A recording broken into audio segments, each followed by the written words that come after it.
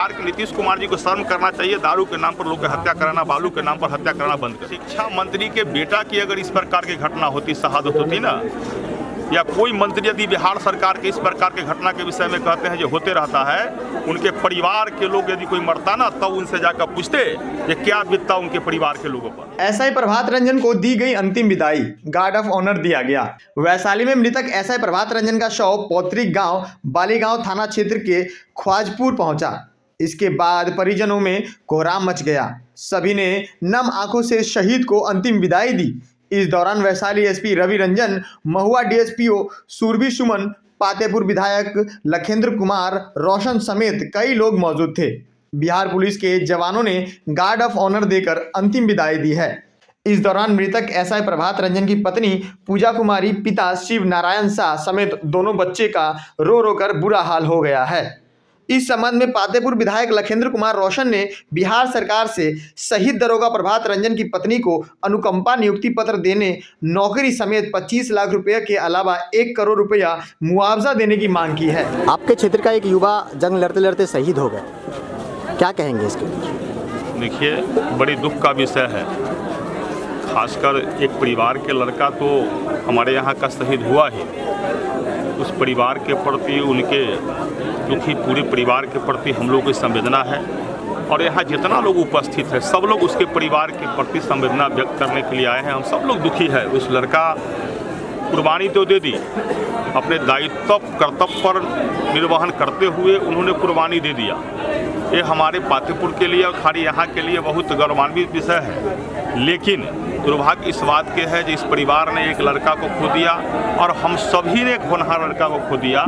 ये दुख का विषय है। हमारी संवेदना पूरी तरह इनके साथ है। लेकिन अभी हमने वैशाली एसपी से कहा कि भाई इसके पत्नी जो है पढ़ी लिखी है, तो कम से कम अनुकंपा के आधार पर इसको तुरंत नौकरी मिलनी चाहिए। एक 25 लाख रुपया सरकार को देने का प्रावधान है। यदि चौकीदार भी ड्यूटी पर कार्यरत है और उसकी मृत्यु होती है तो 25 लाख रुपया उसको दिया जाता है। लेकिन मैं सरकार को मांग कर रहा हूँ कि भाई बालू माफियाओं के द्वारा इस लड़का को जान ली गई है। अब बिहार के अंदर बालू माफिया, दारू माफिया अगर इसी प्रकार जान लेते रहे, पुलिस प्रशासन के भय उसके मन के अंदर नहीं रहे, तो बिहार के लोग सुरक्षित कैसे रह पाएगा। लेकिन इसके परिवार के लोग कम से कम 1 करोड़ रुपया मुआवजा के तौर पर मैं मांग करता हूं बिहार सरकार से, कि एक अनुकंपा के आधार पर इसकी पत्नी की नौकरी हो ही, लेकिन मुआवजा के तौर पर 1 करोड़ रुपया, वो 25 लाख रुपया तो सरकारी प्रावधान है। यदि चौकीदार की ही मृत्यु होती है तो 25 लाख रुपया वो देना ही है। वो 25 लाख रुपया दे, बहुत बड़ा कोई उपकार आप नहीं कर रहे हैं। मैं केवल यह मांग कर रहा हूं कि 1 करोड़ रुपया अलग से दीजिए, क्योंकि बिहार के अन्य जिला में भी कहीं इस प्रकार की घटना हुई है तो आपने 1 करोड़ रुपया दिया है।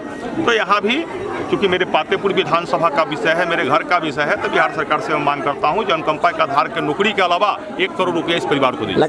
लगातार बिहार में सर इस तरह से पुलिस प्रशासन के ऊपर ऐसी हत्याएं हो रही है, पुलिस प्रशासन सुरक्षित नहीं है। बिहार की सरकार और यहाँ के जो बड़े मंत्री है वो कहते हैं ये सब बिहार के लिए आम बात है।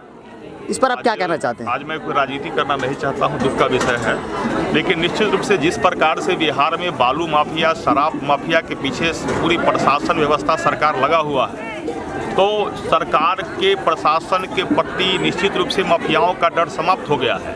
शिक्षा मंत्री के बयान पर क्या कहना चाहेंगे, जो शिक्षा मंत्री जो कहें कि इस तरह की घटनाएं अक्सर होती रहती है? शिक्षा मंत्री के बेटा की अगर इस प्रकार की घटना होती, शहादत होती ना, या कोई मंत्री यदि बिहार सरकार के इस प्रकार के घटना के विषय में कहते हैं जो होते रहता है, उनके परिवार के लोग यदि कोई मरता ना, तब उनसे जाकर पूछते ये क्या बीतता उनके परिवार के लोगों पर। उनको थोड़ा सा शिक्षा मंत्री के, बिहार सरकार के जो भी मंत्री बोलते हैं ना, उनको शर्म करना चाहिए।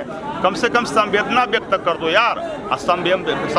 इसने लड़का ने शहादत दिया है, और शहादत को इस प्रकार को अगर बयान देकर अगर शिक्षा मंत्री या बिहार सरकार के कोई मंत्री यदि अपमानित करते हैं, तो ऐसे मंत्री के प्रति मैं खेद प्रकट करता हूँ। सर, लगातार बिहार में प्रशासन खुद सुरक्षित नहीं है सर। अभी समस्तीपुर में इसी प्रकार थाना प्रभारी, मोहनपुर ओपी थाना प्रभारी को हत्या हुई है जी। शराब में माफियाओं ने हत्या किया है।